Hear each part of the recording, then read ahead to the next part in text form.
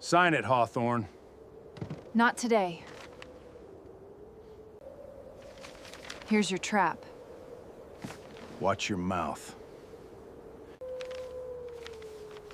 Tell Sterling we know. Ride fast. A Boston girl, 4 mountain men, one ruthless empire dead set on taking everything they built. What happens when the only weapons left are love and the written word? Follow now and hit that bell so you never miss what comes next. The stagecoach didn't stop so much as it gave up.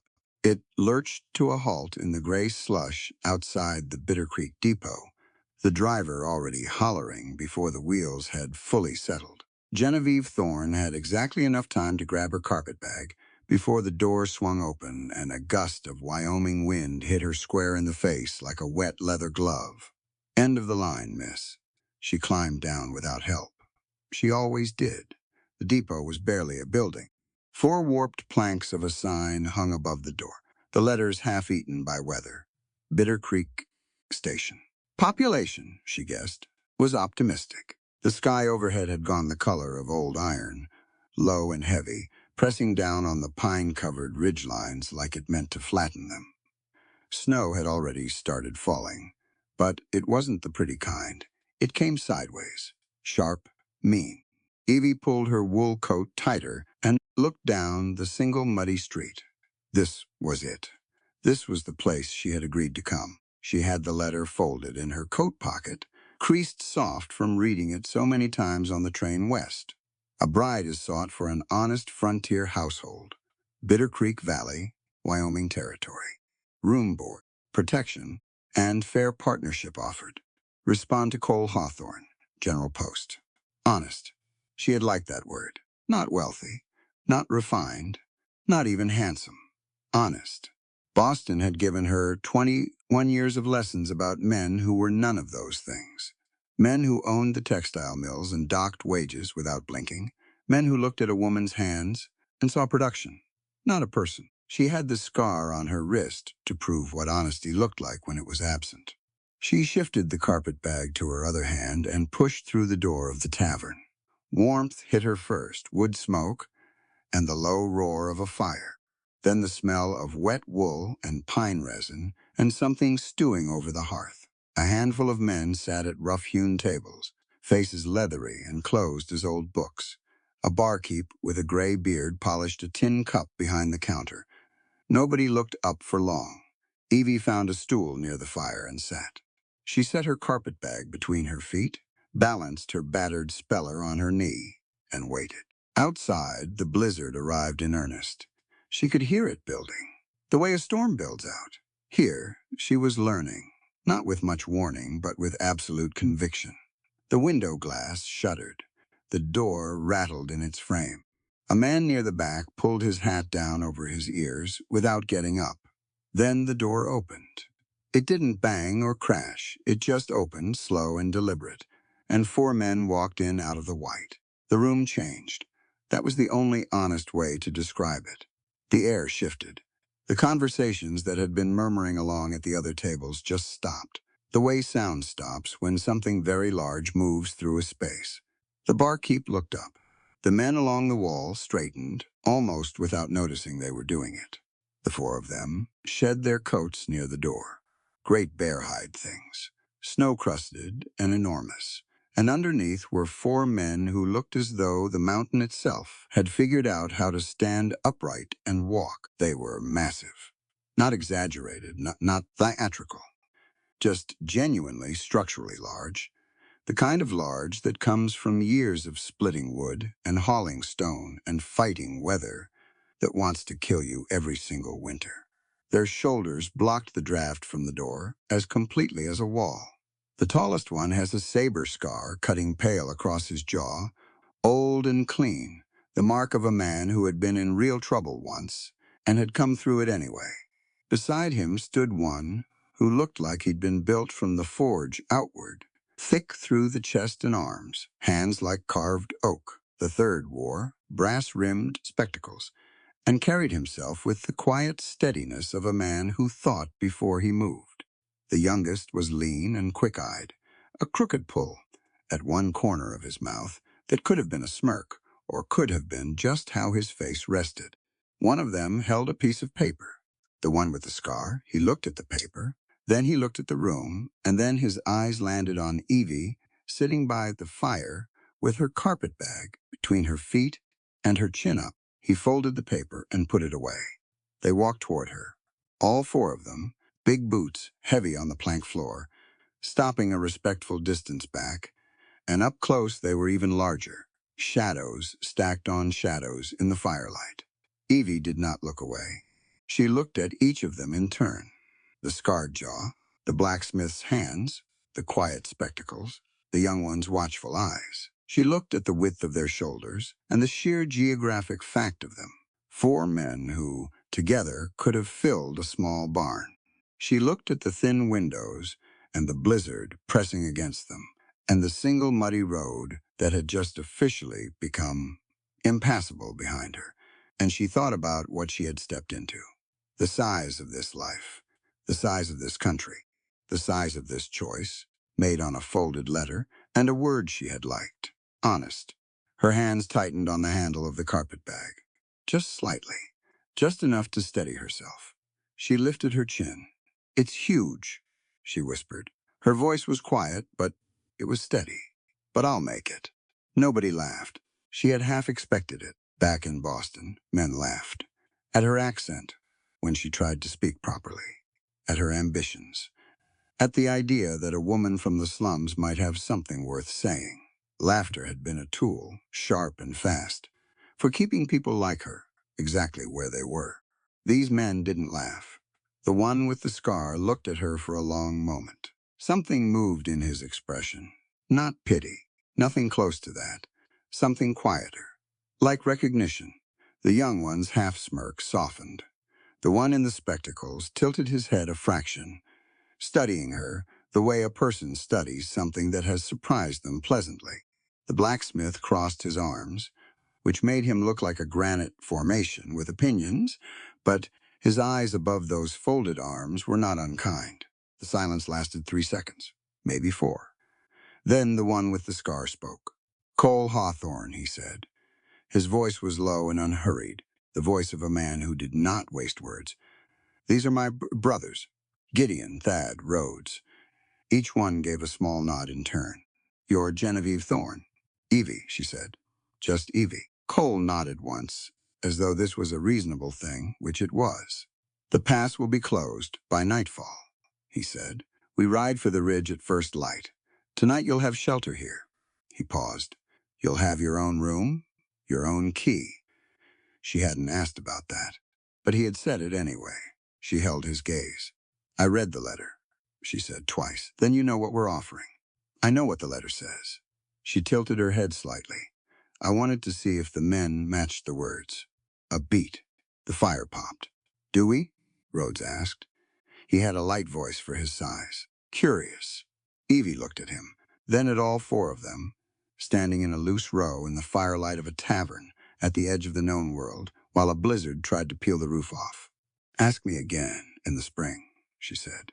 Thad, the one with the spectacles, made a small sound that might have been the beginning of a laugh, but he turned it into clearing his throat and looked at the window instead. Gideon uncrossed his arms. He reached down, picked up her carpet bag from the floor before she could object, and set it carefully by the wall, near the warmest section of the hearth. He didn't ask. He didn't explain. He just did it, and then he stepped back. Evie watched him. Then she looked back at the fire, and she let herself sit fully in the chair, for the first time since the stagecoach had lurched her into this life. Outside, the blizzard had committed entirely now, howling and white and absolute. She had 400 miles of railroad and one folded letter behind her. She had a scarred wrist and a worn speller and 21 years of being underestimated. Ahead was the ridge, the mountain, the winter. She had meant every syllable. She would make it. They rode out at first light, which, in a Wyoming winter, meant a pale gray bruise along the eastern ridgeline and nothing warmer. Evie had slept in the back room of the tavern, with the door locked and her boots still on, which was less about distrust and more about habit. Boston had taught her that comfort was a thing you earned in increments, not a thing you assumed. She'd lain on the narrow cot, listening to the blizzard work itself into exhaustion. And by the time it quieted, she'd already decided she wasn't going to be afraid of this place. Respect it, yes. Fear it, no. Those were different things. Cole knocked once at 6 in the morning. Didn't linger. "We leave in 20 minutes, he said. Through the door, she was ready in 10. Outside, the world was buried. Snow lay 2 feet deep in the street, smooth and blue-white in the pre-dawn, and the cold was a different creature than Boston cold. Boston cold was wet and gray and miserable. This cold was clean and absolute and indifferent. It didn't hate you. It just didn't care whether you lived or died, and that somehow made it worse and better at the same time. The brothers had 5 horses saddled, including one for her, a broad-chested bay mare with calm, dark eyes. Rhodes was holding her lead, and when Evie approached, he handed it over without comment. She mounted without help. His eyebrow went up, slightly, just slightly, and she pretended not to notice. They rode single file up the mountain trail, Cole in front, then Evie, then Thad, then Gideon and Rhodes last with his rifle across his saddle horn, watching the tree line. The trail climbed hard and fast, switchbacking through dense stands of lodgepole pine, hoarfrost thick. On every branch, the horses blowing steady clouds of steam into the frozen air. Nobody talked much. The mountain didn't invite conversation. It invited attention. Evie paid attention. She memorized the trail as she went, the way it bent around a particular granite outcropping. The place where a frozen creek crossed beneath a natural stone arch, the slope of the ridge above, which was massive, a slab of granite and timber that looked as though it had been there since before people had words for permanence. An hour and a half in, the trees thinned and the homestead appeared. She stopped breathing for a moment. She had expected a cabin, maybe 2. What she saw was a fortress. Hawthorne Ridge sat on a sheer granite shelf that jutted out from the mountain's face like a jaw set against the weather. The main structure was built from timber, so dense and heavy it looked grown rather than built. Massive beams dovetailed at the corners, with the precision of men who understood that sloppy work got you killed up here. A wraparound porch ran the full front face, its pillars solid as bridge supports. 2 secondary structures stood to the north, one clearly a smithing shed from the heavy chimney, another a storage barn with iron-reinforced doors. The whole compound was positioned so the cliff face protected 3 sides, and the only approach was the trail they'd just ridden up, which a reasonable man with a rifle could hold against a small army. Cole had planned this. She could see it in every board and bolt. "You built this," she said. It wasn't really a question. He looked back at her from the front of the line. "Our father started it," he said. "We finished it." They put the horses in the barn, which was warm from a small iron stove and smelled of hay and pine. Gideon moved around the space with practiced efficiency, uncinching saddles, hanging tack. He didn't need to be told what to do. Everything about the way he worked said this was a man who had built his own order in the world and lived inside it carefully. The main house was warm before they even got the door fully open. Evie found out why a few minutes later when she understood that Cole had gotten up in the dead of night before the ride to stoke the fires and bank the hearths. The master hearth in the great room was the size of a small carriage, and it threw heat like a forge. Stone floor, cedar walls, a long table built for 8, though only 4 men lived here. Books stacked on a rough shelf. An elk mount above the mantel, lamps already lit.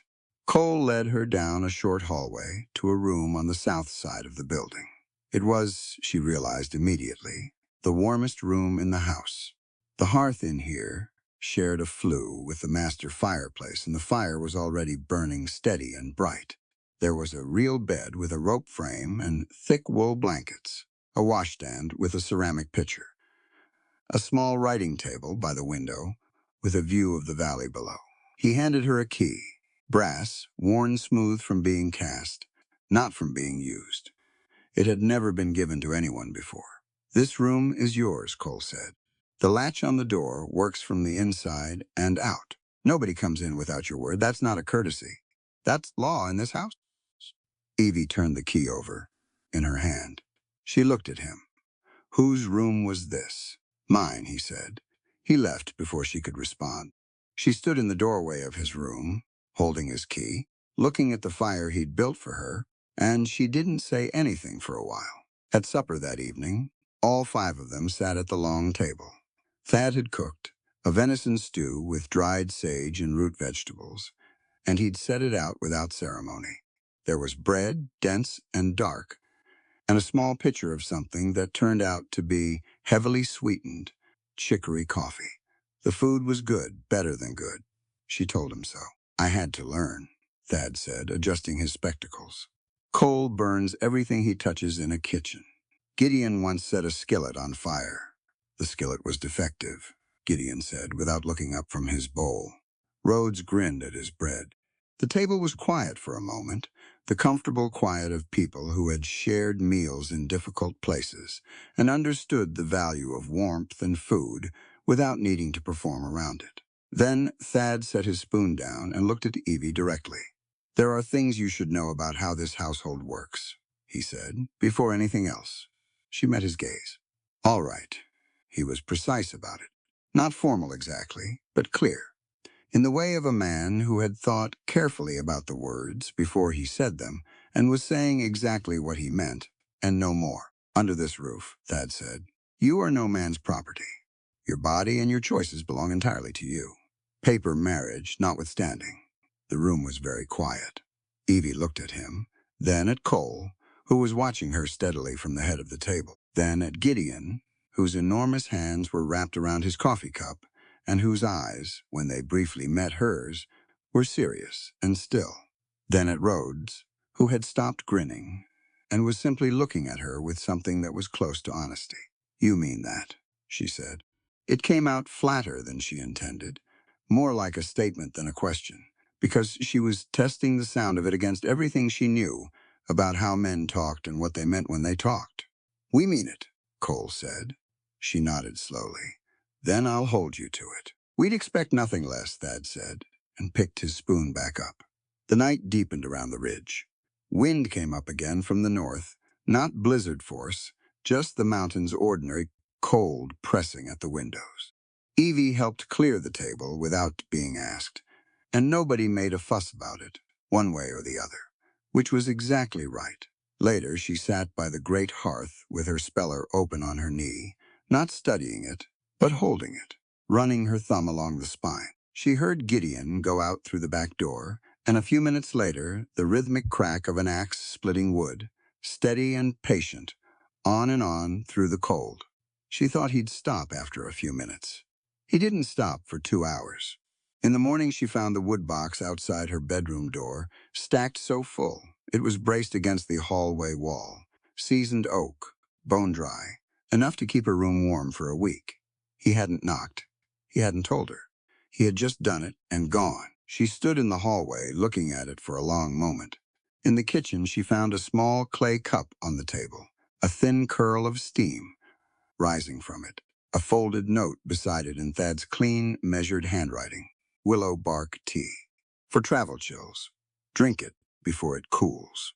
She drank it. Outside, in the iron gray of early morning, she could see Rhodes through the frost-thick window, a dark shape on the porch, still impatient as a fence post, his breath clouding in the freezing air. Standing watch in the dark, not moving. Just there, between her and whatever came out of the trees at night. She thought about her room in Boston. The thin walls, the sound of the street, the feeling of being utterly exposed in the middle of a crowded city. She wrapped both hands around the warm cup. This was different. She wasn't sure yet what to do with that, but she was starting to understand the kind of men she'd come to. The kind who showed everything in what they did and said very little about it at all. It started with a land deed. 3 days into her life on Hawthorne Ridge, Evie went looking for the household papers. Practical reasons, she told herself. She had bookkeeping experience, thin but real, from her time helping a merchant family in Boston keep their accounts before the factory work swallowed everything else. She wanted to understand what she'd stepped into legally, what the property boundaries were, what debts, if any, were attached to the homestead. Cole kept the papers in a flat cedar box on the high shelf in the main room. He handed it to her without hesitation when she asked, which she appreciated. No ceremony, no suspicion, just the box. She spread the documents on the long table. Survey maps, old ones from the early 1860s, faded at the creases. A land patent with a federal seal. Correspondence from a territorial office in Cheyenne. And at the bottom, 2 deeds of more recent date, signed at the bottom, where the law required a signature. 2 X's side by side on 2 separate documents. She looked at them for a moment. Then she looked up. Gideon was at the far end of the table, sharpening a draw knife, long, slow strokes, not watching her. Rhodes was near the window, mending a broken bridle strap with a leather awl, glancing up occasionally at the tree line out of pure reflex. She looked back at the X's. Then very carefully, very quietly, she reorganized the papers and put them back in the box. She didn't say anything that day. She spent the afternoon helping Thad with the root cellar inventory, counting sacks of dried corn and salt pork and the small hard apples that had kept through November. She asked him about the brothers casually, in the way you ask about weather or trail conditions, nothing pointed about it. Thad answered in the same register, easy and unhurried. Cole went to 2 years of school before the war, he said, brushing dust off a sack. The war took care of the rest of his education in other ways. I taught myself, mostly. Father had some books. I read everything twice. He set a jar of preserved beans on the shelf. Gideon and Rhodes were born after the family moved to the territory. There wasn't a school within 3 days' ride. Father tried, but he was a working man, not a teacher. They learned what they needed to survive up here. And reading wasn't survival, she said, not in any immediate sense. He paused. It is now. The territory is changing. There are contracts being written and land deals being pushed through, and men who can't read them are easy prey. She filed that away. That night, after supper, she cleared the dishes, and then went to her room and came back with her speller and a piece of chalk and the small writing slate she'd brought from Boston. She set them on the table. Everyone was still there. Cole was doing something with a rifle mechanism. Gideon had a whetstone and a hunting knife. Thad was reading. Rhodes had his boots off and was near the fire, which she had noticed he preferred. I'm going to do some lessons, she said. Not announcing, just stating. Gideon looked up. Rhodes looked up. Cole kept working on the rifle, but his hands slowed slightly. I was a teaching assistant, Evie said, back in Boston. Volunteer school, 2 evenings a week. Children mostly, but adults too. She set the slate on the table.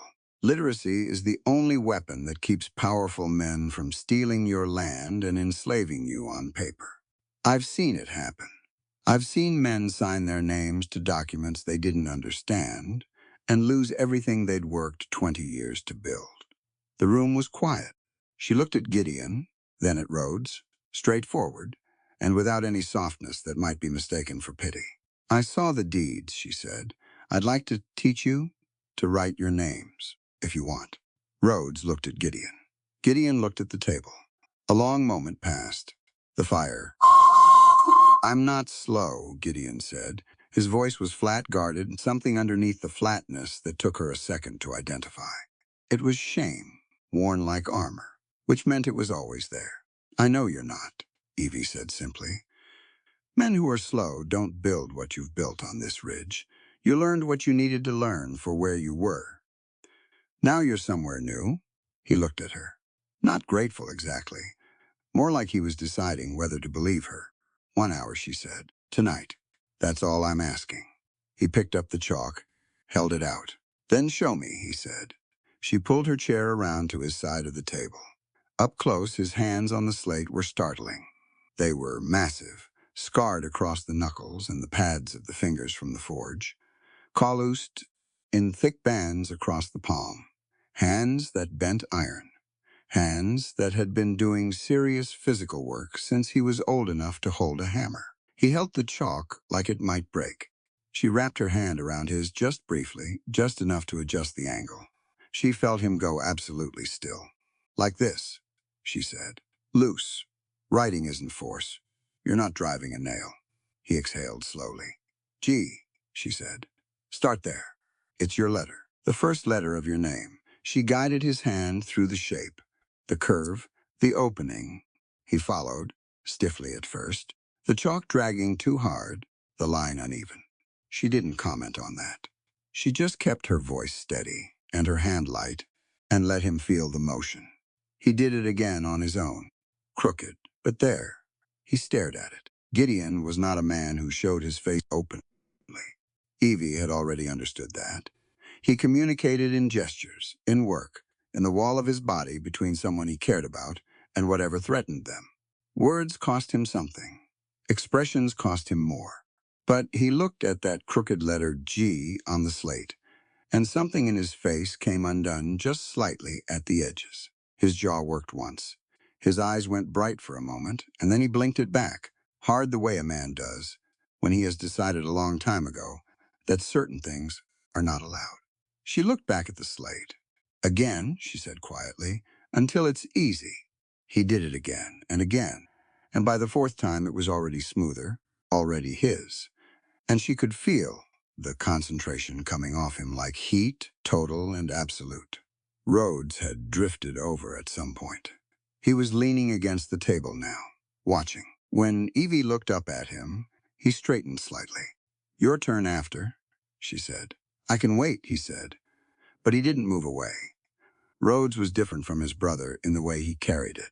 Where Gideon wore his shame like weight, Rhodes wore his like a chip, a dare you to mention it energy that would probably read as confidence to someone who didn't look carefully. He was quick and self-sufficient in every visible way, and she suspected he had learned a long time ago to make the things he couldn't do invisible. She went to Rhodes after Gideon had filled half the slate with Gideon in gradually steadying letters. R, she told him. Your name starts with a curve and then a leg. He picked up the chalk faster than Gideon had. He was right-handed, and his grip was better, more used to fine work with the awl and the rifle and the tracking tools. But he rushed the letters, pressing too fast, like he wanted to be done with the learning before anyone could watch him not know something. Slow down, she said. Not unkindly, just factual.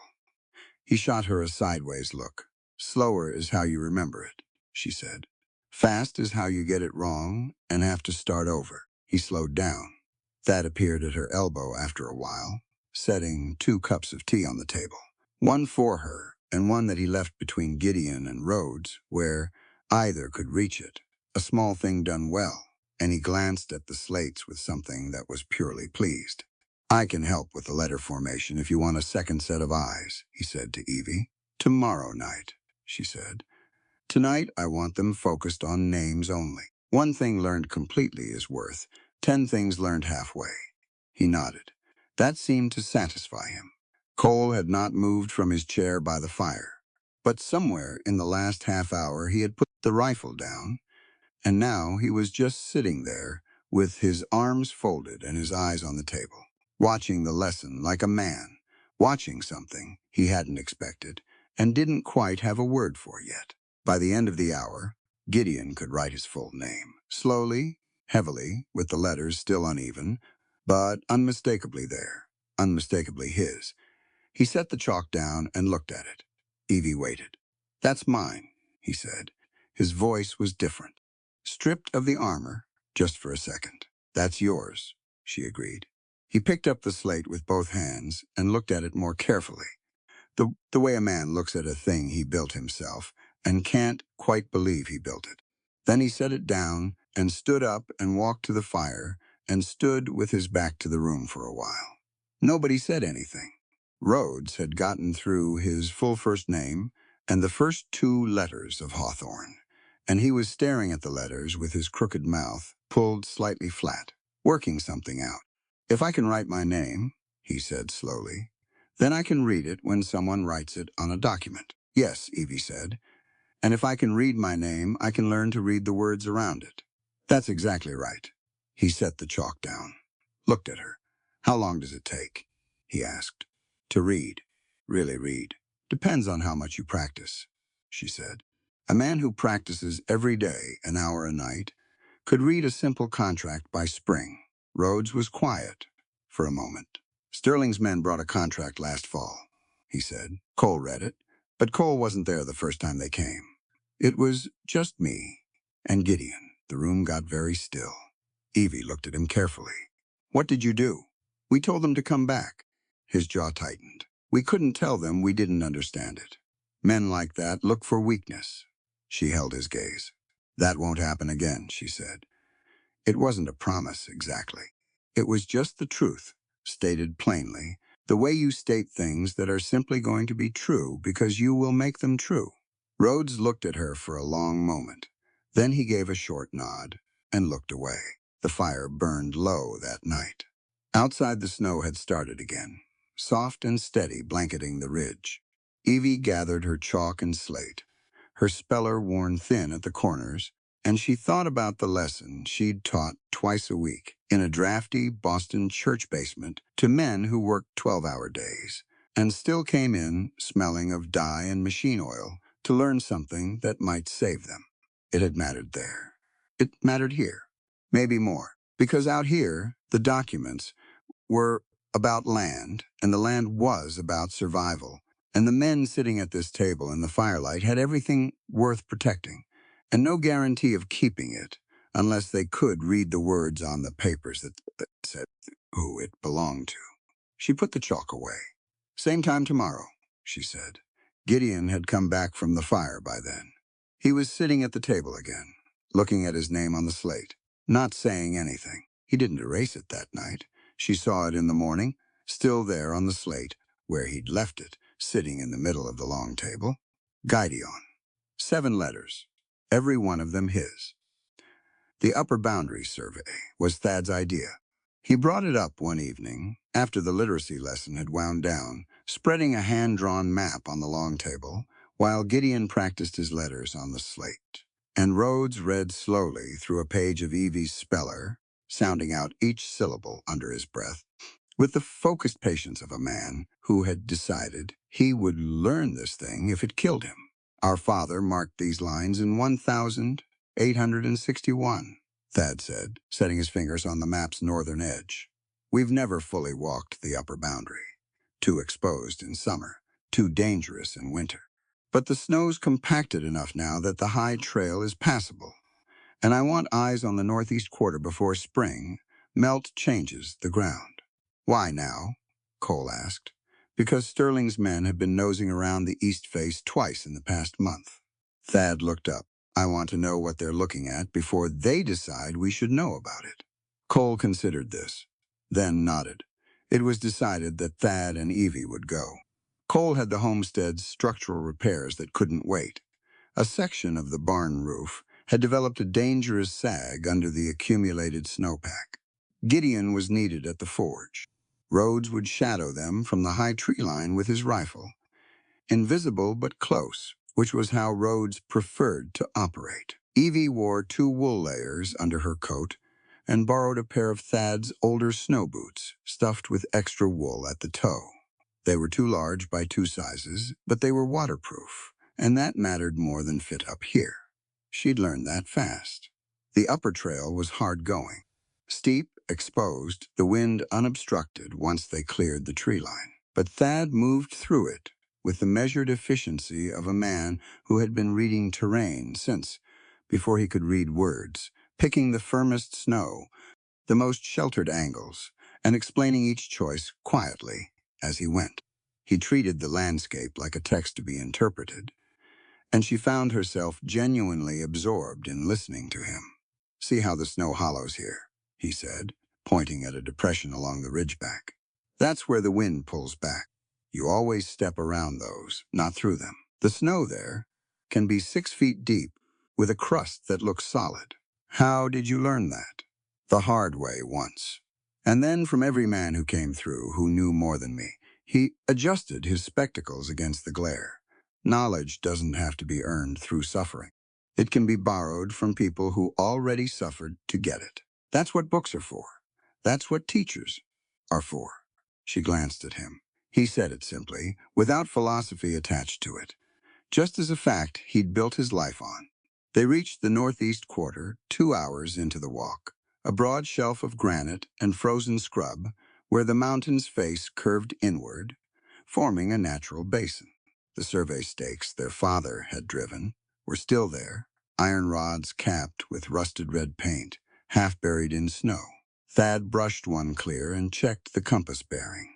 Evie walked the basin's edge, looking at the ground the way she'd seen Thad look at the snow, trying to read it.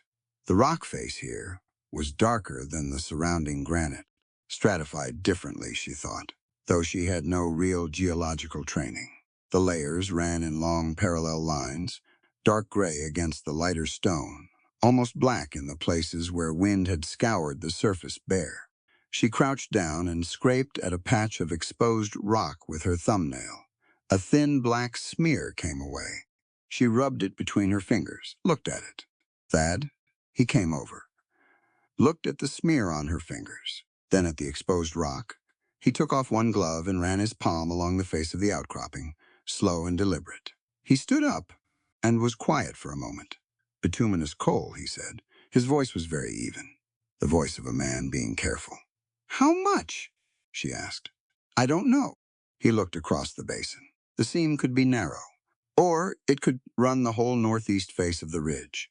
He turned slowly, taking in the full scope of the basin, the angle of the exposed strata, the dark striations visible now in a dozen places where she hadn't thought to look. If it runs the whole face. He stopped. That's why, Evie said.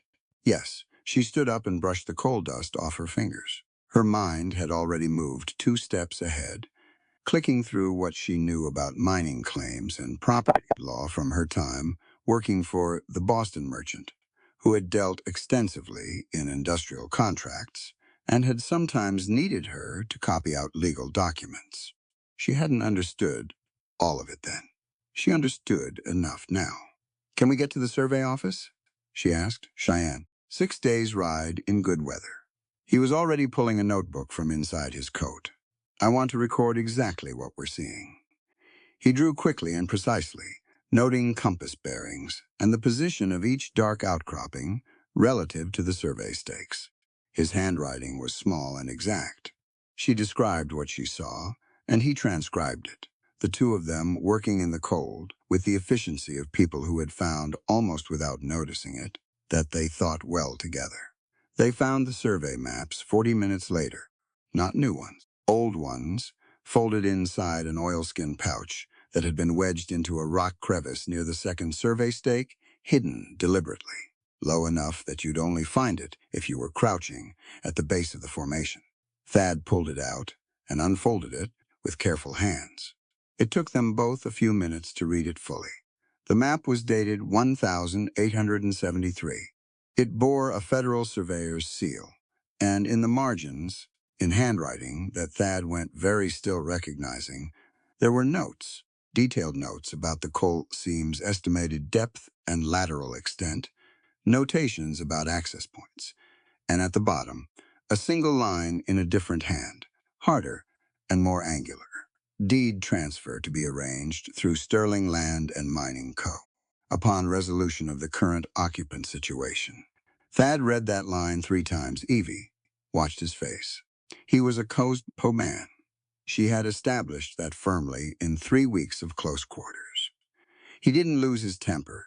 He didn't raise his voice, and in every situation she'd seen him navigate, he'd kept the steady, measured quality of someone who trusted process over reaction. Right now, his jaw was very tight, and his eyes behind the spectacles were doing something cold and precise, like a calculation being run to its end. That's your father's handwriting, she said. Not a question. The margin notes. Yes. He folded the map back into the oilskin. The bottom line is, Sterling's man. I've seen that hand on correspondence before. This map proves the surveyor was on your land with Sterling's knowledge before your father died. Yes. She stood up straight. The wind came across the basin, and she leaned into it slightly. Then we need to get this to the federal land office before Sterling's people realize we've found it, she said. And we need to do it with a copy, because originals have a way of disappearing when money is involved. Thad looked at her. You understand land law. I understand what happens to people who don't, she said. I grew up watching mill owners paper over everything they did to workers with contracts and deeds and surveys that said exactly what they needed them to say. The papers don't lie, usually, but the people who prepare them do. He put the oilskin inside his coat, close against his chest. We tell Cole tonight, he said, all of it. They were back at the homestead by early afternoon. Cole heard it the way he heard most hard things, standing still, arms at his sides, looking at the map spread on the table. Gideon stood opposite him. Rhodes had materialized in from somewhere, leaning against the wall near the door, arms crossed, face hard. Nobody said anything for a full minute after Thad finished. Then Cole looked at Evie. You're sure about the contract law? I'm sure enough, she said. The note at the bottom of that map constitutes evidence of a coordinated effort to dispossess your family of land they legally own, combined with the federal land patent your father filed in 1861, and the date discrepancy on the deed. Sterling's office filed in 1874. You have grounds for a federal complaint. She paused. What I can't do is file it for you from up here in winter. What I can do is help you document it so completely that when you ride to Cheyenne, they can't pretend not to understand it. Rhodes let out a breath through his nose. Sterling won't wait for us to ride to Cheyenne. No, she agreed. He won't. He didn't. 3 days later, 4 riders came up the pass on big horses, wearing good coats and bad expressions. They came in the middle of the day, which was either boldness or stupidity, and they pulled up in the yard without being invited and sat their horses, like men who expected to be listened to. Cole walked out onto the porch. The 3 brothers ranged behind him. Evie came out too, and she stood at Cole's right shoulder, which seemed to surprise the lead rider. He was a wide man with a brushy mustache and cold eyes, and he looked at her the way men looked at things that were present where they hadn't expected them to be. Sterling Land and Mining Company, he said, pulling out a folded document. We have an offer for the Hawthorne parcel. Generous terms given the circumstances. What circumstances? Cole said. It wasn't a question. The circumstances being that this ridge is sitting on top of something that's worth considerably more in the right hands. The man's eyes moved to Evie again, deliberate and slow. Ought to convince your woman here to get you to see reason. Otherwise, this place starts getting uncomfortable. And a woman alone in the high country, if things got uncomfortable enough, might find herself looking for work down in the valley. Saloons always hiring. The yard went very quiet. Gideon had stopped breathing in the particular way that preceded something structural happening to whoever had caused it. Rhodes had taken 1 step sideways, just one, putting himself at an angle Evie had seen him use before, the angle from which he could do several things very quickly. Evie held out her hand toward Cole. He looked at her. The document, she said calmly. Cole took the folded papers from the rider without looking at them and handed them to Evie. She read it standing in the cold on the porch. The riders watched her. She took her time. She went through each page carefully, noting clause numbers, cross-referencing the property description against what she had memorized from the survey maps. It was a thorough piece of work. She gave it that. It was designed to look legitimate while doing something very particular. Transferring mineral rights separately from surface rights through a clause buried in the 4th paragraph, written in the densest possible legal language, the kind of language that assumed the reader would either not notice or not understand. She looked up at the lead rider. Clause 4, she said, separates mineral rights from surface ownership by reclassifying the northeastern basin as an appurtenant easement rather than included property. If Cole signs this, he retains the house and the immediate homestead parcel. But Sterling's company acquires full extraction rights to the coal seam in perpetuity for a one-time payment that works out to roughly 4 cents on the dollar of conservative market value. The writer's face had gone carefully still. Clause 7, she continued, includes a default provision triggered by failure to maintain continuous residential occupancy, which is defined in the attached exhibit. She turned the page, as physically inhabiting the structure for 300 days per calendar year. Miss a cattle drive, spend a winter in the valley, take a sick child to the doctor in Cheyenne, and you've voided your occupancy status, and the parcel reverts to Sterling's management trust. She lowered the document. The rest of it is mostly standard boilerplate, used as padding to make clauses 4 and 7 harder to find. She folded it along its original creases and held it out. I'd recommend your employer try again, with something he hasn't had his lawyers copy from a Colorado mining swindle that was thrown out of federal court in 1876. The writer stared at her. Furthermore, Evie said, the map your surveyor left in the Northeast Basin in 1873 has been recovered and documented.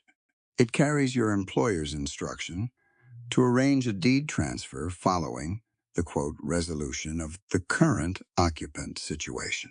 Whatever resolution was applied to the Hawthorne family's late father, that document now exists in copy and original, and a third copy will be filed with the Federal Land Office in Cheyenne at the first opportunity. Complete silence. I'd suggest, she finished, that your employer speak with a lawyer before he sends anyone up this pass again. The lead writer looked at the document in her hand, then at Cole, then at Gideon, who had not moved, but whose stillness had a quality to it that reasonable men tended to notice, then at Rhodes, who was smiling, but not pleasantly. The writer reached out slowly and took the papers back. He looked at Evie once more. Then he turned his horse. They rode back down the pass without a word. Gideon waited until the tree line swallowed them, then stepped off the porch and walked after them, just far enough to watch them clear the switchback. He came back looking satisfied in a grim, settled way. Rhodes turned to Evie. Where did you learn all of that? Copying documents for men who thought I wasn't listening, she said, and reading everything I could find about the cases where ordinary people fought back and won. Cole looked at her for a long moment. He had looked at her before, with something she hadn't fully identified, a careful, reserved attention that was different from how he looked at problems, and different from how he looked at the mountain. She was starting to understand what it was. It was the way a man looked when he was revising an estimate, when something had proven to be larger and more solid than he'd originally mapped it. They'll come back, he said. I know, she said, with more men and less paper. I know that, too. She looked up at the ridged face, the dark striations of coal, visible even from here if you knew what you were seeing. Then we make sure we're ready. She went inside to start drafting the federal complaint. The storm came on a Thursday, not the blizzard kind that announced itself for hours in the color of the sky and the behavior of the animals. This one came fast and sideways, dropping out of the northwest in the early afternoon like something that had been saving itself. Wind first, then snow so dense the barn disappeared from view at 40 yards, and the temperature dropped 15 degrees in under an hour. By Thursday evening, the pass was fully closed. Cole stood at the window a long time looking at nothing but white. Nobody coming and nobody going, Rhodes said from behind him. That's the problem, Cole said. He was right to worry. They all knew it. Sterling's men had been turned back once with words and legal knowledge and the implicit threat of federal involvement. Men like Sterling did not process humiliation quietly. They processed it by removing the source of the humiliation. And the source from where Sterling sat was Hawthorne Ridge. The storm, Evie understood, even before Cole said it aloud, was not a deterrent to a man like Sterling. It was cover. She had been working on the federal complaint by lamplight every evening. Thad beside her, checking her legal citations against a territorial law summary he'd sent away for from Cheyenne the previous autumn. It was painstaking work, careful and precise, and they'd built something over the past week that she genuinely believed would hold in a federal court. The coal seam map was pressed flat in the oilskin, the original wrapped in a second layer of waxed linen. Copies existed in 2 other locations in the homestead, one in the cedar box with the land patent, one behind a loose stone in the hearth surround that Thad had shown her without ceremony one morning, the way you show someone an emergency exit. Thursday night passed without incident. Friday morning, the storm was still running hard, the wind screaming around the granite corners of the homestead. The horses were restless in the barn. The temperature inside dropped enough that Evie could see her breath in the hallway, though the hearths were all burning. She was in the main room with Gideon mid-morning when they heard it. A sound like distant thunder, except the sky wasn't producing thunder, a dull concussive thump that came through the ground as much as through the air. Gideon was on his feet before it fully registered. Cole came in from outside at a hard run, snow-covered, face set. "Gorge Bridge," he said. "Black powder." Rhodes was already pulling on his coat. The Gorge Bridge was the only crossing on the lower trail, the wooden span across the narrow canyon that connected the ridge's lower pasture to the supply barn on the eastern shelf. Without it, the supply barn was accessible only by a long scramble down an ice-covered ravine, as perilous in a storm. And the supply barn was where they kept the preserved food stocks for the rest of winter. The grain, the salt meat, the medical stores. "They've cut us off from the supplies," Thad said, appearing from the back of the house. "They'll come up the west approach next," Cole said. "It's the only other trail." "Rhodes." "I know it," Rhodes said, and went out. They moved fast, each of them falling into position without being directed. Cole and Gideon taking the perimeter, Thad going for the weapons cabinet. Evie pulled on her coat and followed Cole out, because standing inside while this happened was not something she was going to do. She almost missed it. She had gone around the east corner of the homestead to see the gorge from the upper vantage point, and she nearly walked into the immigrant family's daughter before she saw her. A girl of about 8, the Kowalski child, Marta, whose family had wintered in the supply barn's attached lean-to, a temporary arrangement Cole had made in October when the Kowalskis' own cabin had burned in an accident. The girl was standing in the snow in a light dress and nothing else, staring at the supply barn, which was on fire. Orange light in the white storm, enormous and fast, the seasoned timber catching hard, black smoke ripping sideways in the wind. Marta hadn't screamed. She was just standing there, staring, which was worse. Evie grabbed her arm. "Where are your parents?" "Mama went to the valley yesterday," the girl said, her voice strange and flat. "Papa went out this morning to check the animals." "Is anyone else inside?" "I don't know," Marta whispered. "I was coming to get the bread flour." Evie pushed her back toward the main house. "Go inside. Cole's room. Get under the bed. Do not come out. Do you hear me? Do not come out." The girl ran. Evie went toward the barn.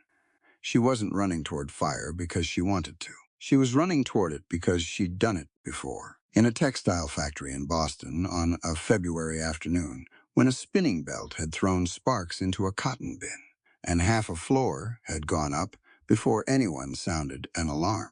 She'd gone in then for children she could hear screaming. She went in now for the same reason she did most things, because someone had to, and she was there. The supply barn's main door was still clear of fire on the approach side. She pulled it open, and the heat hit her in a wall, roaring, the interior already orange and rolling, smoke dropping fast from the rafters. She went low and looked. One corner of the loft was fully involved. The main floor was not yet burning, but it would be in minutes, maybe less. She could see the land title box, the secondary copy of the federal complaint, and the medical stores on the left side shelving, far enough from the fire for now. She went in. She grabbed the title box first, wrapped her coat around it, then the medical stores, and she was coming out with her arms full when the loft support gave above her. A sound like a cannon shot, and a section of burning timber came down across the doorframe. She went sideways, fast, toward the south wall, and found herself in the part of the barn that was still standing, clear of immediate fire, but with no obvious way out, because the door was blocked, and the south wall was solid, and the smoke was dropping lower every second. She heard Cole outside. She heard him hit the door once, twice, and the burning timber shifted but didn't clear. Then the door came in, and he was through it, moving through the smoke with his coat up over his face, and he reached her in 4 steps and grabbed her arm. They went out together, through the half-cleared door, low and fast. Outside, the cold air hit like water.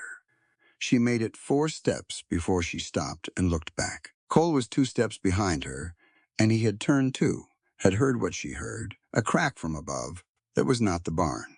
The cliff ledge above the barn's east wall, a natural granite shelf that jutted out over the gorge, had a section of undermined snowpack running along its edge, and the heat from the fire had weakened the freeze, bonding the overhang. He saw it before she could process it fully.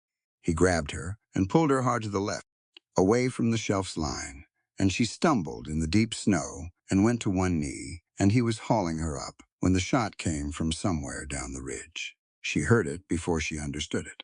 Cole stopped. He stood completely still for 1 second. Just one, and then he went down sideways into the snow.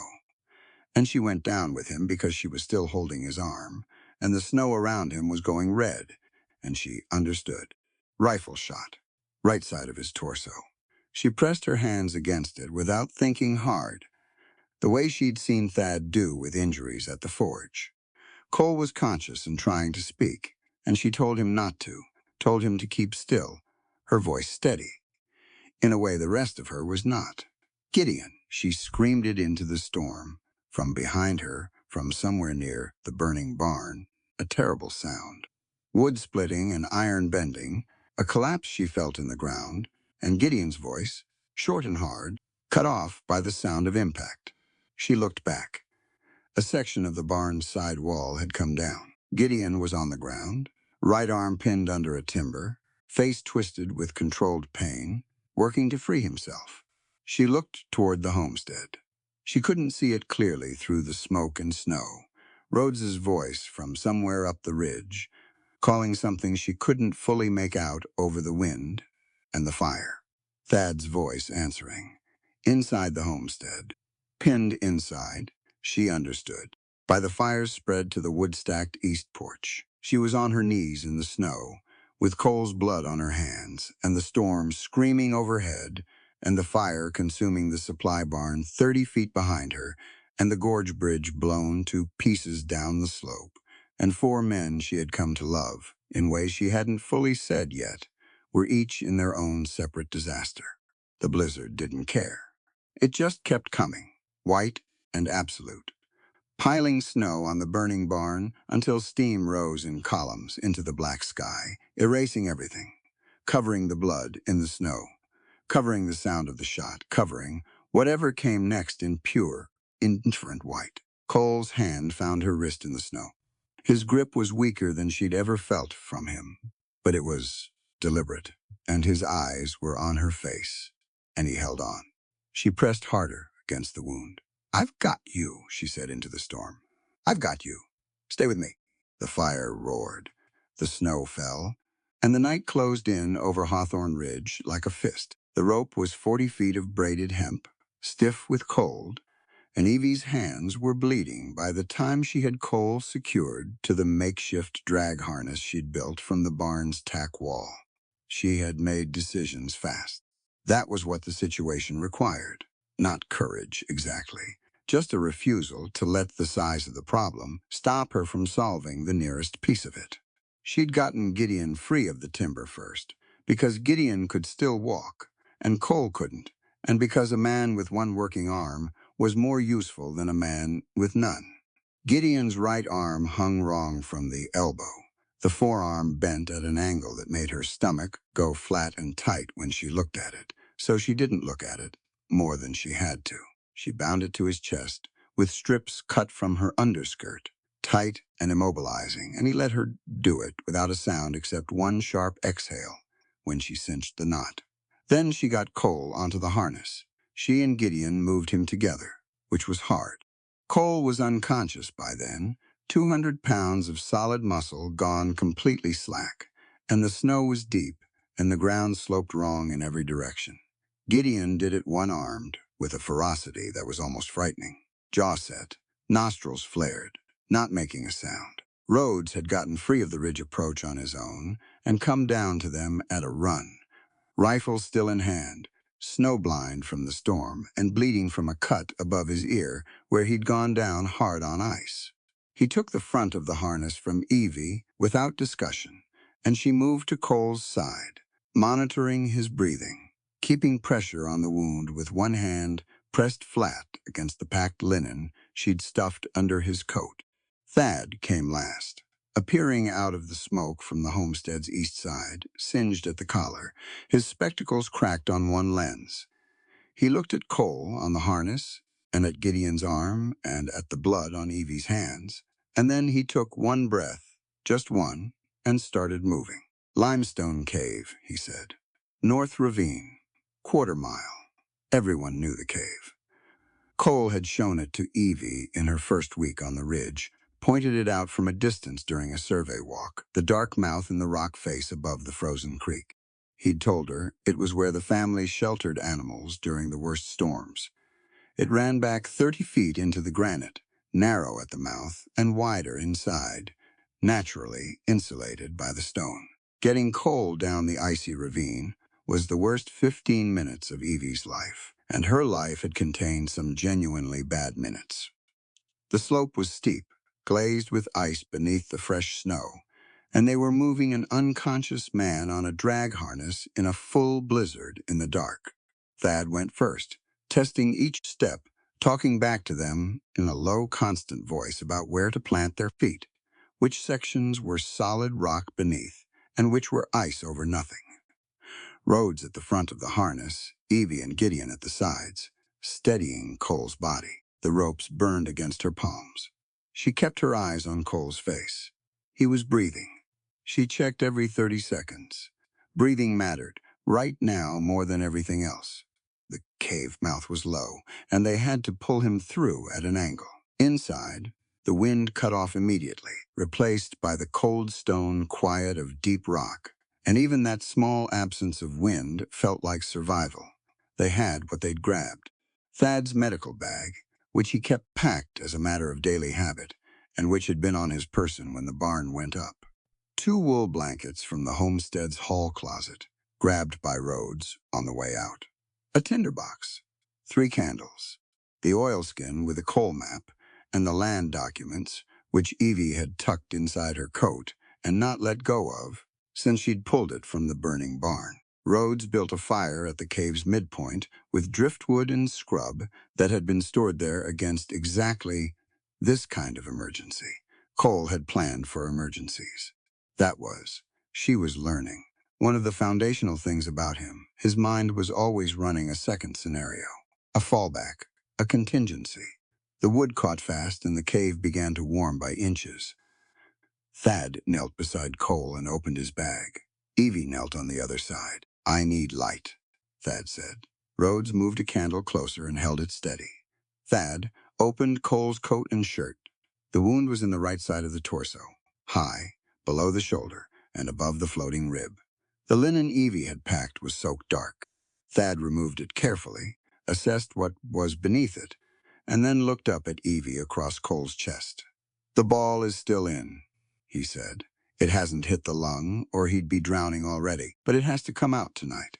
"Tell me what you need," she said. "Hold the light exactly where Rhodes has it. Don't move it. When I say pressure, you press here." He placed her hand on a specific point above the wound. "When I say release, you release. Fast and clean. Don't hesitate." "I won't hesitate," he believed her. She could see it in the way he turned back to his work without checking her face again. What followed was slow and precise and very quiet. Thad worked with a probe and forceps that he'd sterilized over the candle flame, talking almost to himself in a low murmur that Evie understood was partly instruction and partly concentration. She did exactly what he said, exactly when he said it, watching his hands and reading his signals, pressing and releasing on command, holding the light without tremor. The lead ball came out at the end of a long-held silence. Thad set it on the cave floor. He packed the wound with mountain sage from a small tin in his bag, then clean linen, and bound it firm. Cole's color, which had been the gray of old ash, slowly moved back toward something that looked more like a living person. Gideon was sitting against the cave wall, with his bound arm across his chest, watching. He hadn't made a sound for an hour. He watched his oldest brother's face the entire time Thad worked, with an expression that had stopped being readable sometime in the last half hour and had become something pure and private and very old. Rhodes fed the fire. The blizzard raged outside, invisible and enormous, pressing against the mountain. Inside the cave, the five of them existed in a small radius of firelight and warmth, and the world beyond the cave. Mouth simply ceased to be relevant. Cole woke 2 hours later.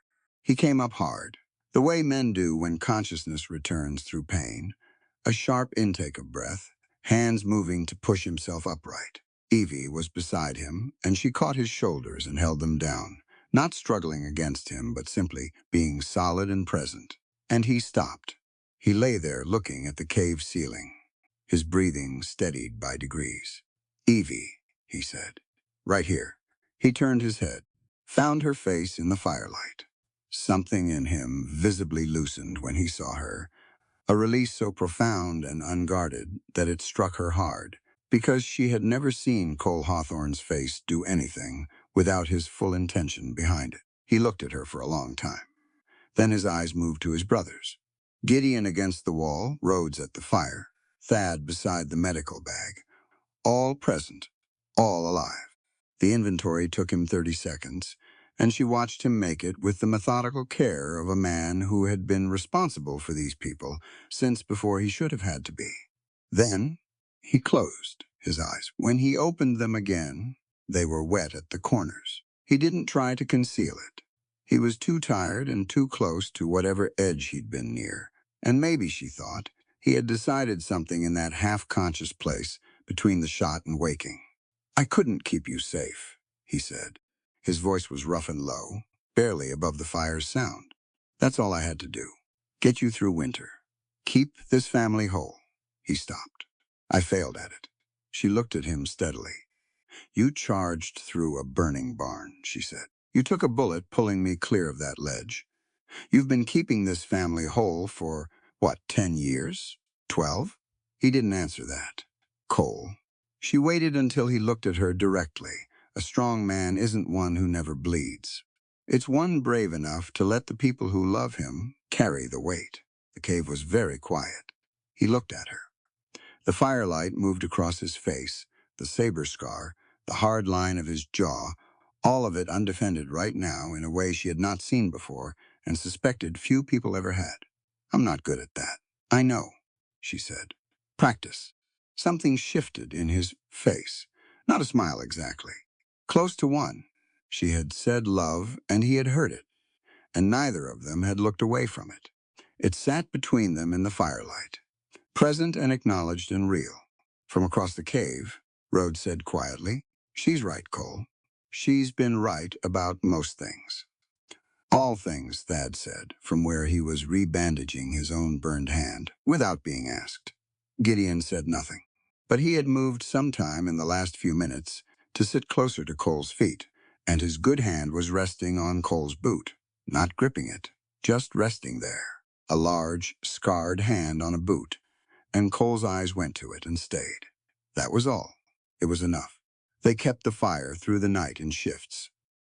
Outside, the storm ran itself toward exhaustion by midnight and thinned to ordinary snowfall by morning.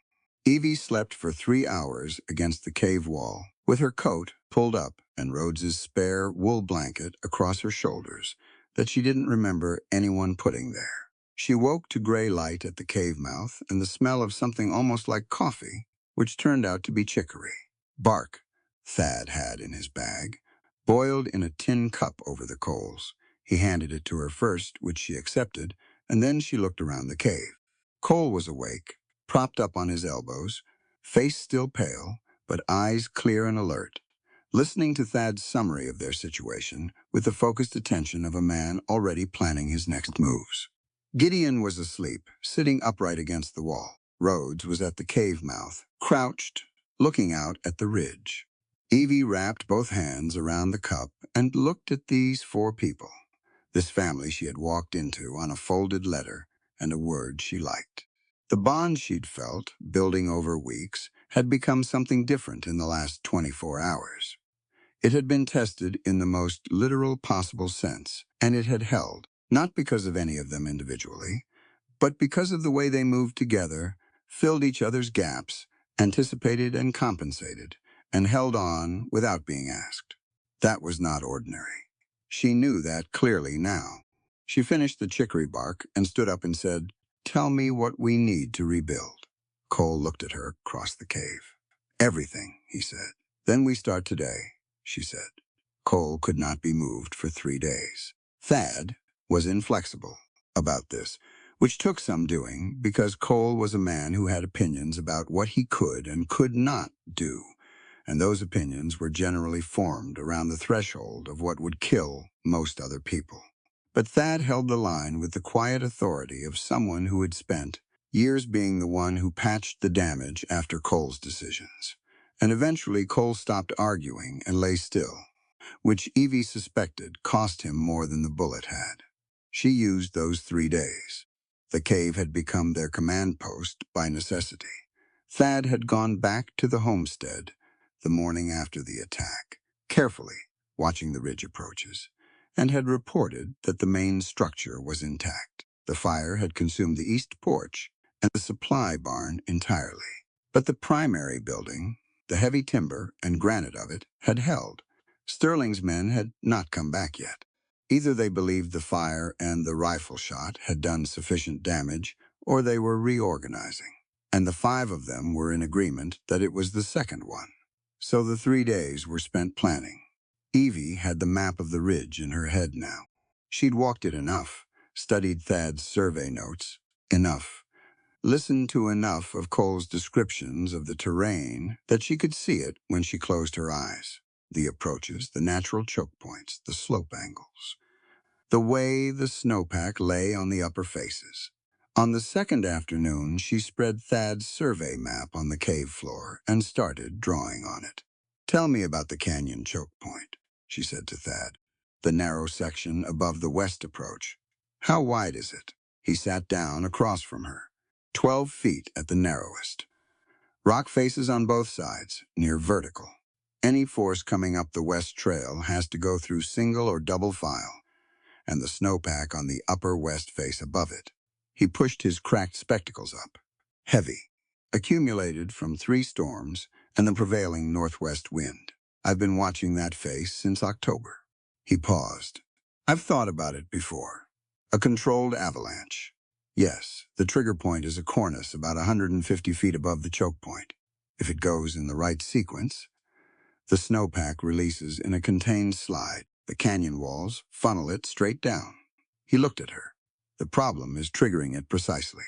Too early and it misses the approach. Too late and it buries the choke point before they're in it. How would you trigger it?" "Rifle. Shot to the cornice base," he said. "It's been done. The timing has to be right." "What's the effective range?"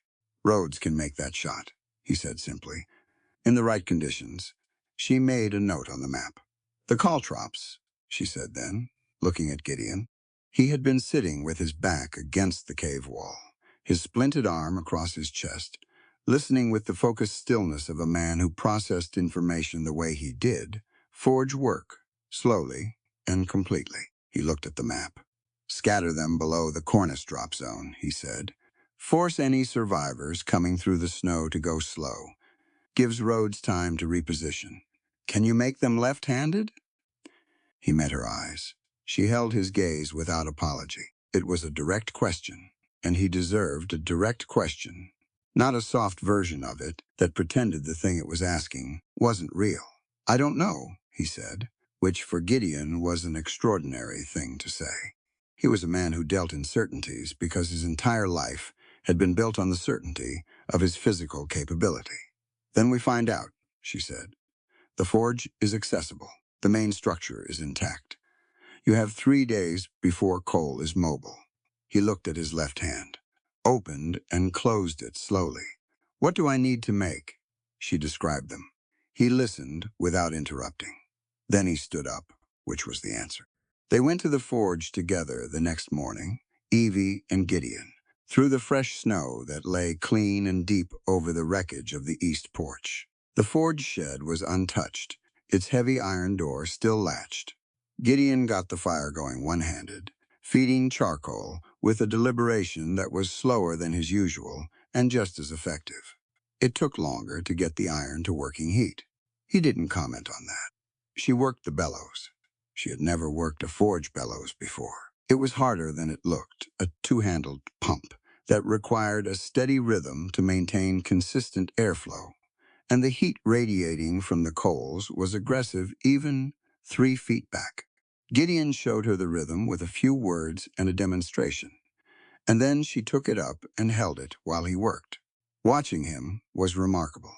His left hand was not his dominant hand, and he had never used it for precision work, and the first 2 attempts at shaping the caltrop blanks came out wrong, the angles uneven, the points too thick to be reliable.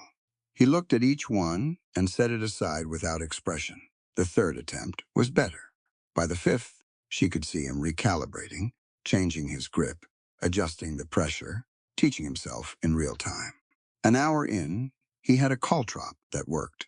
She picked it up and turned it in her fingers and showed it to him without speaking. He looked at it. "Keep going," she said, and went back to the bellows. They worked 3 hours that first day. He made 11 functional pieces, irregular but sharp and heavy enough to do what caltrops needed to do. He was drenched in sweat despite the cold, and his jaw was set with the controlled pain of maintaining his balance without the counterweight of his dominant arm. But when they laid the 11 pieces on the bench, he looked at them with something that was quieter and fiercer than satisfaction. "Tomorrow I'll make 30, he said. She believed him. He made 34. On the 3rd day, while Gideon worked the forge, Evie went to the Upper West approach with Rhodes. She had asked him to teach her the rifle. Straight out. No preamble about it. She'd given him the same reasoning she gave everything. Practical and plain. If Sterling came with 12 men, they needed every set of hands that could be useful, and hands that could shoot were more useful than hands that couldn't. Rhodes had looked at her for a moment. "It'll be cold," he said. "It's always cold," she said.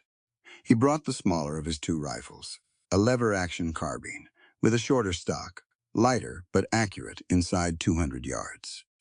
He positioned her on the frozen slope above the west approach, with the canyon choke point visible below, a narrow throat of rock and shadow that compressed the trail to its minimum width.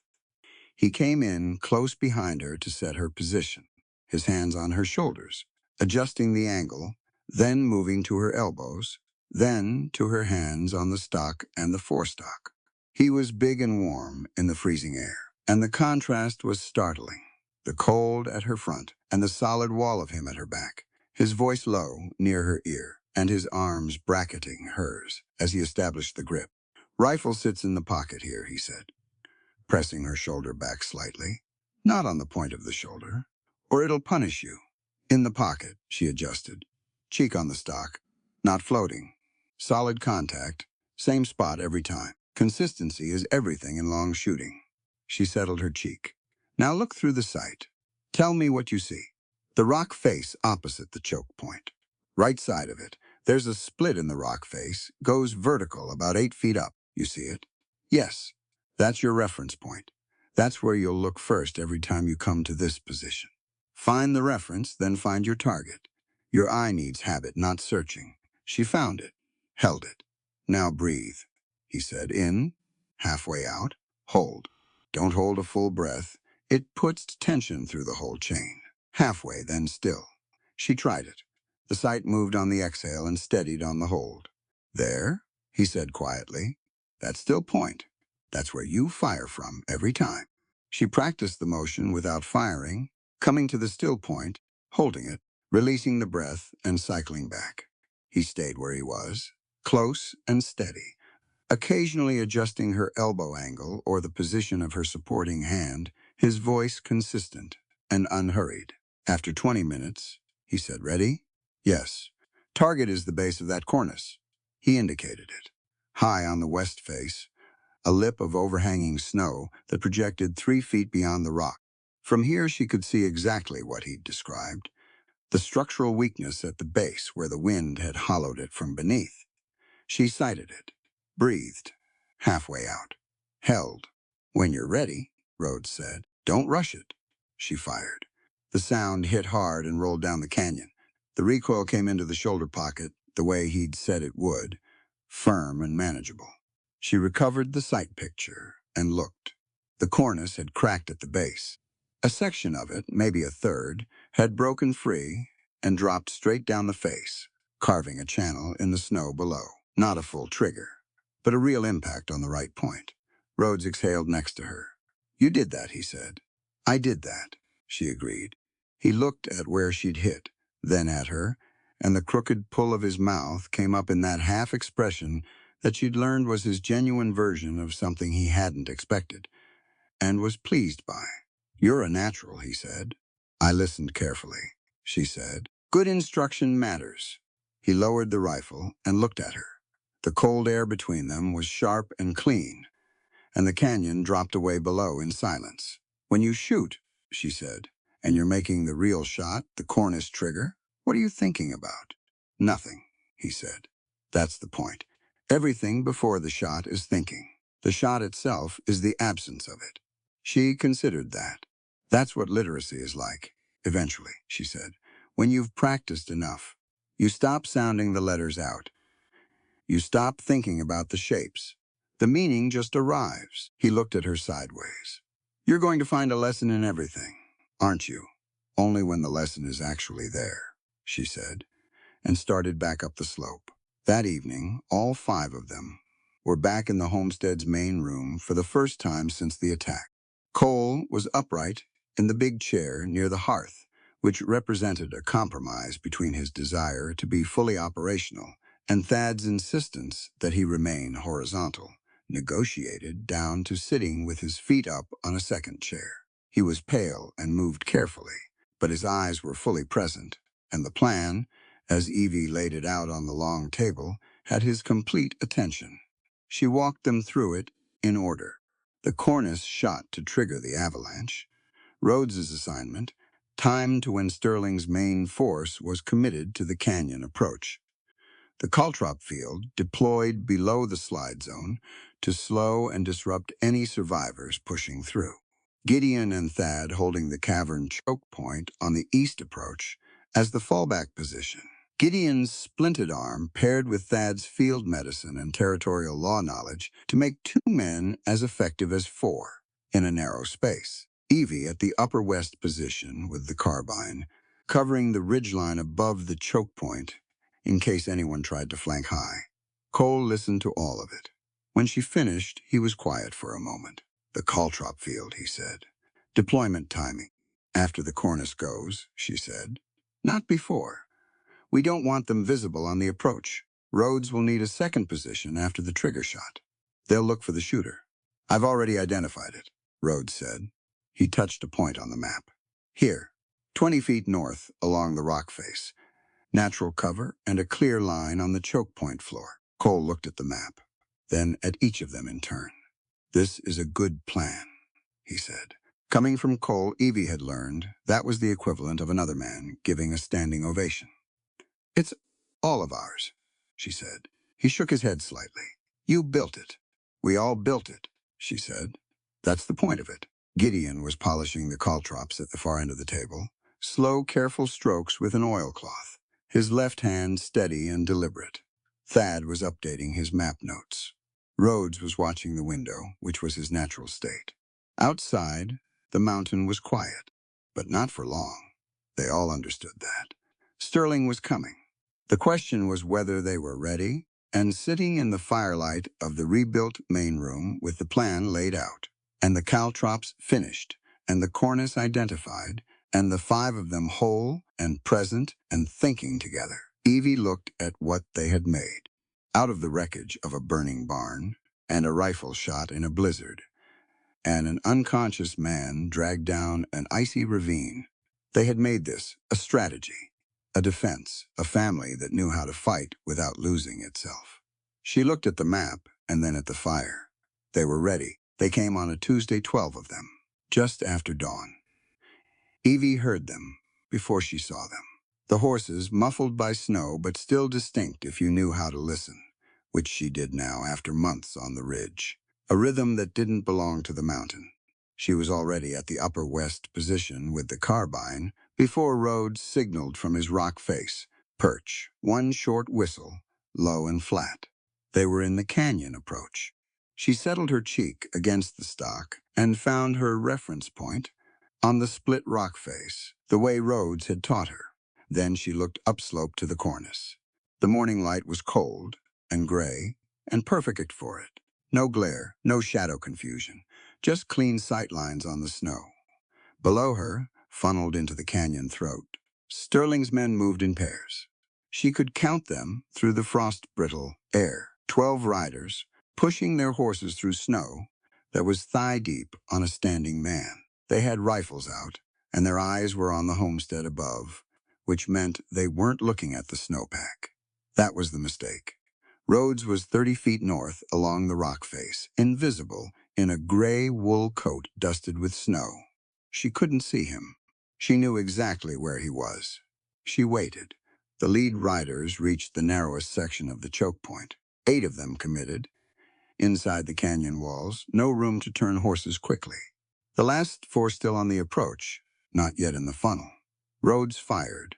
One shot, high and precise, into the base of the cornice. The sound rolled down the canyon, and the mercenaries below reacted to it, pulling up their horses, scanning the rock faces, and in that moment of stillness, the cornice cracked, a sound like a door slamming in a vast empty house. Then the snowpack above it released, not all at once, but in sequence, section by section, the way a wave builds before it breaks. It came down the face in a white wall. Evie watched it go.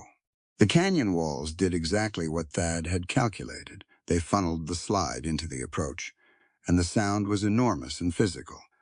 She felt it in her sternum, and then it was over, and the canyon was full of churned white, and the approach was gone, and the 8 men who had been inside the funnel were not visible anymore. 4 remained on the outer approach, horses rearing and panicked. She heard shouting. 2 of them got their horses under control and started forward on foot, dismounting into the deep snow, pushing toward the slide zone. They hit the caltrop field 30 seconds later. She heard it from the horses, not the men. Horses being smarter about stepping on sharp iron than panicked humans. Both animals stopped cold and refused to advance. The men tried to push past them on foot and went down into the deep snow, floundering, progress cut to nothing. Rhodes had repositioned. She heard his second shot from the north point, and one of the 4 outer riders went down, wounded in the leg, crawling sideways in the snow. The other 3 fell back down the approach at a run. Inside the homestead, Gideon and Thad were holding the east cavern approach against the 2 men Sterling had sent around the ridge's back face. She would find out later how that had gone. Right now, she tracked the outer 3 retreating down the slope and kept the carbine ready and breathed steadily and did not fire at men who were running away. Then a sound behind her. Close. She turned fast, and Sterling was there. He had come up the upper trail alone, dismounted, on foot through the high snow, which was either bold or desperate, and she suspected both. He was a large man, broad through the chest, in an expensive coat gone wet at the knees from the snow. His face was red from cold and what she read as fury, and he had a revolver in his right hand. He grabbed her from behind, one arm across her chest, the revolver pressed to her temple. "Drop it," he said loudly, toward the homestead. "All of you. Lay down your arms, or she gets one in the head right now. The mountain went silent. Her carbine was in both hands, and he had her from behind, and the angle was wrong for almost everything she could think of in the next 2 seconds. She went through it fast. His gun hand was his right. The revolver was at her right temple. His left arm was across her chest, grip firm but not locked. Her right hand was already on the carbine stock. Her left hand was free to move. She had the boot knife in her left boot. Thin and short, a skinning blade Rhodes had given her without ceremony 2 weeks ago. Pressing it into her palm one morning and saying simply, "Last resort, inside, range." Fast, she'd practiced the draw every day since. She let the carbine drop on its sling. Sterling shifted his weight, feeling her compliance, and his gun arm relaxed by 1 degree. She drove her left hand down, pulled the boot knife in one pull, and slashed across his gun hand, not deep. She didn't need deep. She needed him to open his hand, and the cut across the tendons of the fingers did exactly that. The revolver dropped into the snow, and Sterling made a sound that was more shock than pain, and his grip on her loosened for the single second she needed. She stepped sideways and forward and turned. Cole hit him. She didn't see where Cole had come from. She would piece it together later, that he'd been moving up the high trail on Thad's report of a single rider taking the upper approach, that he'd been closing the distance for the last 4 minutes while she'd been at the carbine position, that he'd been waiting for her to create the opening, because Cole Hawthorne understood, as a fundamental principle of his life, that you didn't fire into a hostage situation when the person being held was capable of solving it themselves. He hit Sterling once, a right-hand blow with his full weight behind it that connected with Sterling's jaw at an angle that was anatomically very final. The crack was audible. Sterling went down into the snow and didn't come back up. Cole stood over him, breathing hard, right side pulled tight from the healing wound, and looked at Evie. She looked back at him. "You were waiting," she said. "I was waiting," he confirmed. She picked up Sterling's revolver from the snow and handed it to Cole.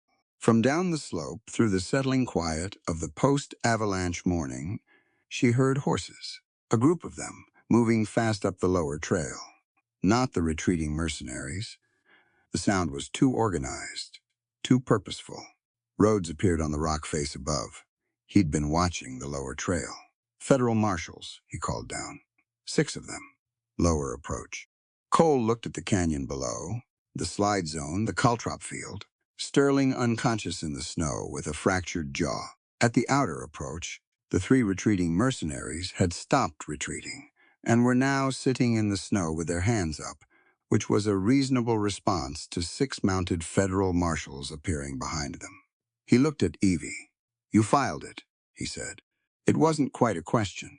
"Thad rode to Cheyenne 2 weeks ago with the complaint and the coal map and the margin note in Sterling's hand," she said. "I estimated we had 3 weeks before Sterling moved. I estimated the marshals would take 2. The timing was close." Cole was quiet for a moment. "Close," he said. "Close work," she said. Down the slope, the marshals had the outer 3 men dismounted and bound.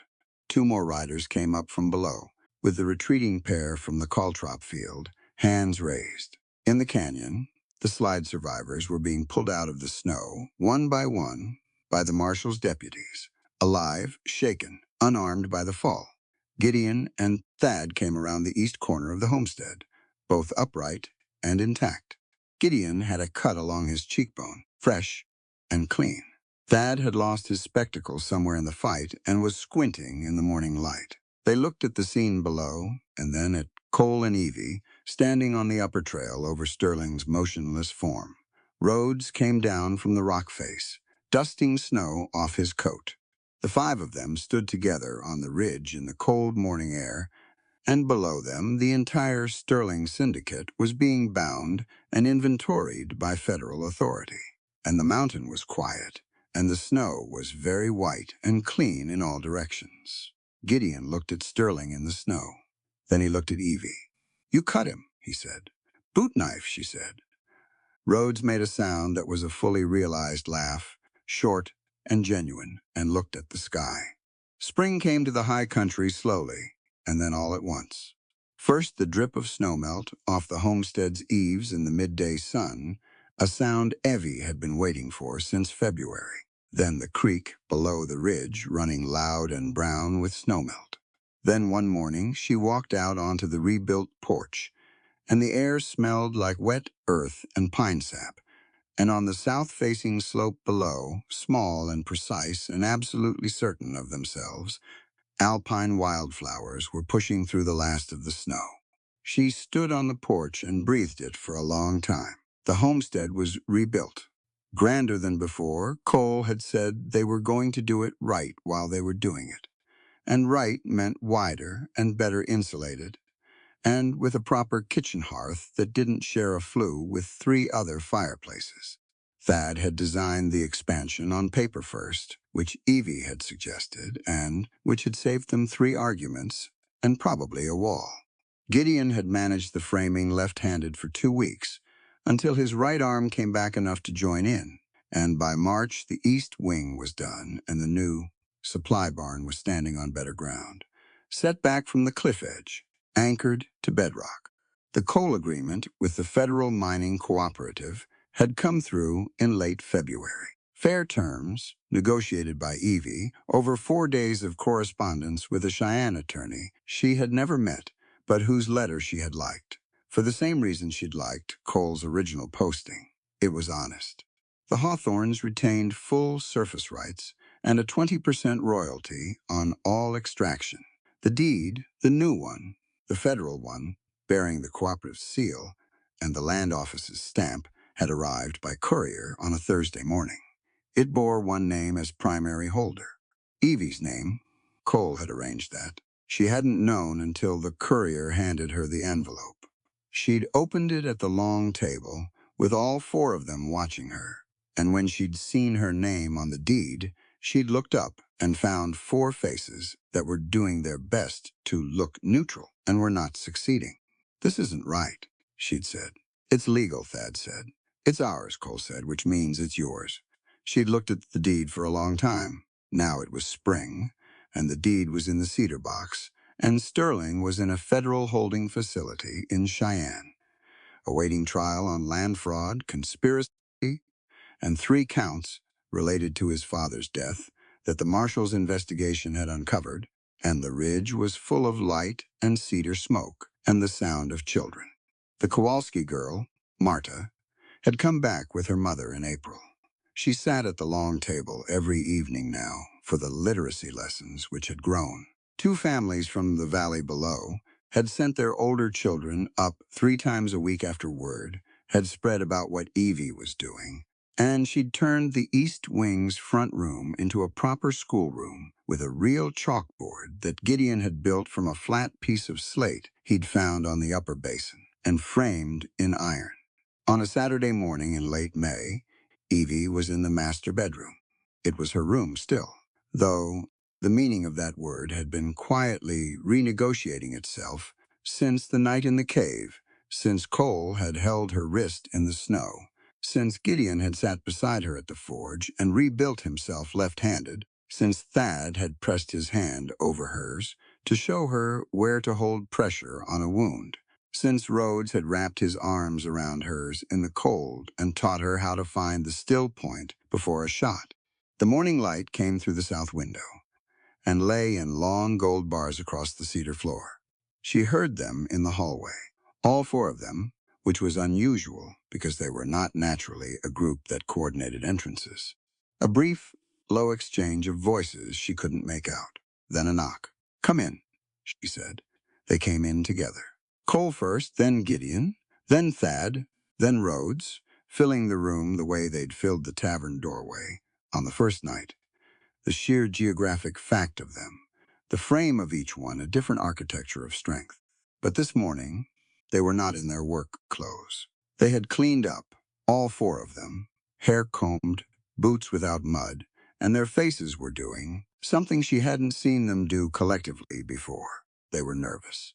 Cole was holding something, a folded document, official paper, the federal seal visible on the outside edge. He looked at her.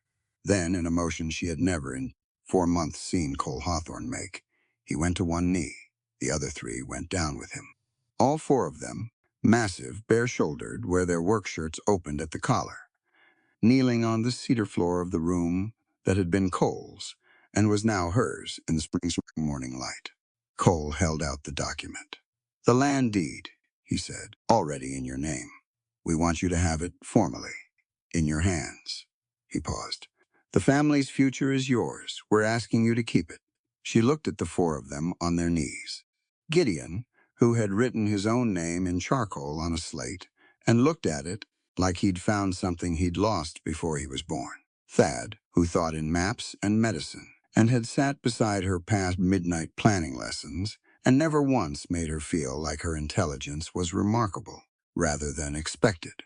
Rhodes, who had taught her the still point before a shot and understood, without being told, that learning never stops if you're worth anything. Cole, who had given up his room and taken a bullet and broken down in a cave and said, "I'm not good at that," like a man trying, for the first time, to be known. She took the deed from Cole's hands. She looked at it, her name clear and official. Then she looked back at the four of them, and the spring light was coming through the window, and the mountain was green and loud with meltwater below, and the schoolroom down the hall would be full of children on Monday, and the Cole agreement was filed, and Sterling was in custody, and the ridge was rebuilt and whole. She breathed in. With a breathless, joyful laugh she could not have held back if she'd tried, she whispered, "It's huge, but I'll make it." Cole's face broke into a smile she had never fully seen before. Full and real and unguarded. Rhodes laughed outright. The same short, genuine sound she'd heard on the ridge over Sterling's unconscious form. Thad shook his head with something warm and precise in his expression. Gideon said nothing. He looked at her with eyes that were very bright, and he put one large scarred hand over hers on the deed, covering it completely. What followed was slow and sacred, and theirs alone. Each man rose from his knees and came to her in his own way, and the room that had been Cole's and then hers became something else, a shared space, an honest one. Cole's hands on her face were broad and careful, grounding her completely, and the saber's scar beneath her fingers was warm.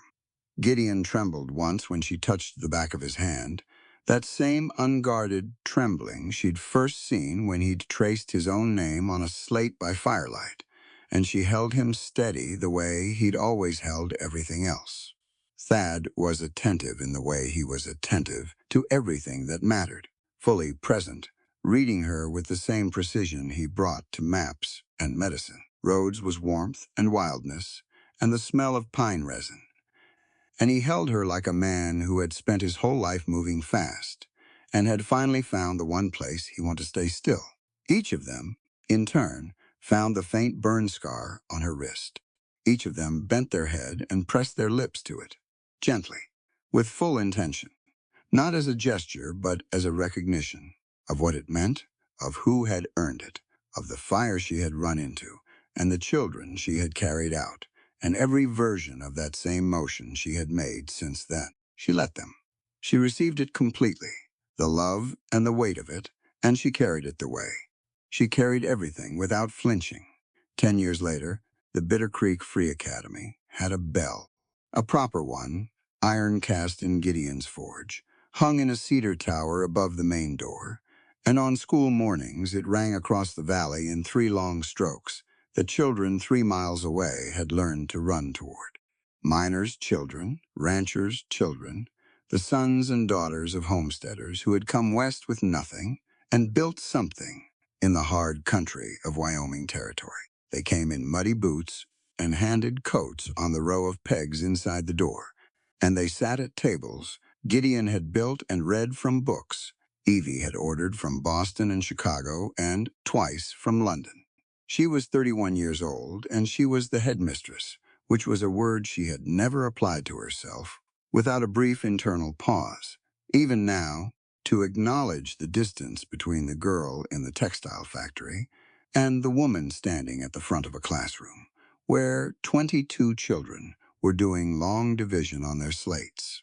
The academy had started in the east wing of the homestead. It had outgrown it in the second year and moved into a purpose-built structure in the valley below, timber framed by Cole and Gideon, designed by Thad, positioned by Rhodes, who had walked the entire valley floor, and selected the site for its drainage, its morning light, and its visibility from every approach road, so that anyone arriving in Bitter Creek would see the schoolhouse before they saw anything else. That had been Rhodes's only design requirement. They should see it first. The school day ended at 3 o'clock. Evie stood at the door and watched the children scatter down the valley roads, a mess of noise and coats and arguments about nothing important and everything essential. And she felt the particular fullness of a day well spent. Marta Kowalski, 18 now, tall and composed, came out last and paused beside her. "The McGrady twins still can't get their 7s, Marta said. "They'll get them," Evie said. "They got their 6s 2 weeks ago. Give them time." Marta had been teaching the younger children's arithmetic since January, which had been her own idea, and which she was good at in the patient, methodical way of someone who remembered what it felt like to not know something. Evie had told her that was the most important qualification a teacher could have. Marta started down the road, then turned back. "Mrs. Hawthorne," she said. "Thank you." Evie looked at her. The girl who had stood in the snow in a light dress, staring at a burning barn. The young woman who now wrote her own name on the board each morning in front of 22 children who were learning to read it. "Go home, Marta," Evie said warm. "You did good work today." The road back to the ridge was familiar enough that she'd stopped needing to watch her feet on it years ago. She rode the bay mare, older and steadier now, up through the lodgepole pines and across the stone arch over the frozen creek that had thawed and refrozen and thawed again a dozen times since the first winter she'd crossed it. She heard them before she cleared the tree line. Laughter first. A child's, high and indignant, which usually meant someone had been fairly bested at something and hadn't expected to be. Then a lower laugh, which was Rhodes, unmistakable. Then a voice she placed as her oldest, a boy of 8 named James, making the specific argument of an 8-year-old who knows he's right and cannot understand why this is not sufficient. She came out of the trees and into the yard. The porch was full. Cole sat at the far end in the wide chair he'd built 2 summers ago, a child asleep across his lap, a girl of 4, who had her mother's stubbornness and her father's patience, and currently neither, because she was asleep. He was reading, his big scarred hand holding the page open, the other resting on the child's back. He looked up when Evie rode in. His face did the thing it had been doing for 10 years when she appeared, a quieting, a completion like a calculation that had been running and arrived at its answer. Gideon was at the woodpile with James, who had apparently been attempting to split a round of wood and was now receiving a detailed lesson in where to place them all and how to read the grain. Gideon crouched beside him, good arm and healed arm, both moving to demonstrate, talking in the low, patient voice he used for things that mattered. His right arm had healed fully, not perfectly. There was a catch in the shoulder on cold mornings that he never mentioned, but fully enough for the forge and fully enough for this. Thad was at the porch table with 2 of the valley's other children who had stayed late, working through something in a book, his cracked lens spectacles replaced years ago with new ones from Cheyenne, his pen moving in that small, precise hand that had never changed. Rhodes appeared from around the barn with her second child on his shoulders, a boy of 6 named William, who was gripping Rhodes's hair with both hands and showing no signs of releasing it. "He's been up there for 20 minutes, Rhodes called to her. "He won't come down." "Did you ask him to?" she said. "Multiple times. Then he'll come down when he's ready," she said. "That's how it works with him." Rhodes looked up at William with the expression of a man who was genuinely helpless and did not mind it at all. She dismounted and handed the mare's lead to James, who had abandoned the wood at her arrival, and ran to take it with the focused responsibility of a child who has been trusted with something real. She watched him lead the horse toward the barn, Gideon walking beside him, one large hand briefly on the boy's shoulder. She climbed the porch steps. Cole looked up from his book. The sleeping girl on his lap shifted, but didn't wake. The valley below was gold and long. In the late afternoon light, the creek catching it in broken pieces, the schoolhouse visible in the middle distance, solid and lit. She sat in the chair beside him.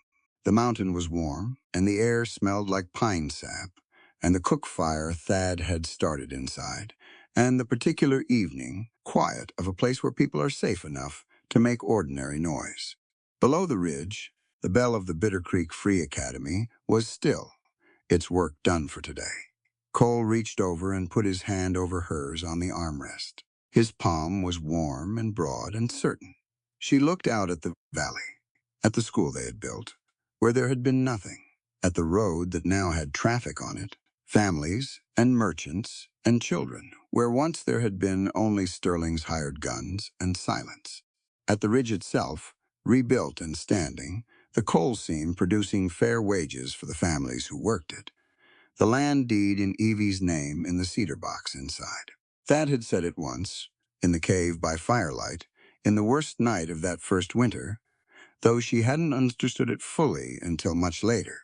The true triumph was never the violence they'd survived, or the legal battle won, or the syndicate broken. It was this: the school bell and the children who ran toward it, the man beside her reading in the evening light, the boy on a man's shoulders refusing to come down, the girl asleep across strong arms. The literacy lessons that had started on a slate by firelight and had become, in 10 years, a building with 22 students and a teacher who had once stood in the snow in a light dress and learned that she was worth teaching. That was what endured. Not conquest, not survival alone. Literacy, equality, the courage to open your hands and give what you had to people worthy of receiving it. The bell would ring again Monday morning. She was already looking forward to it.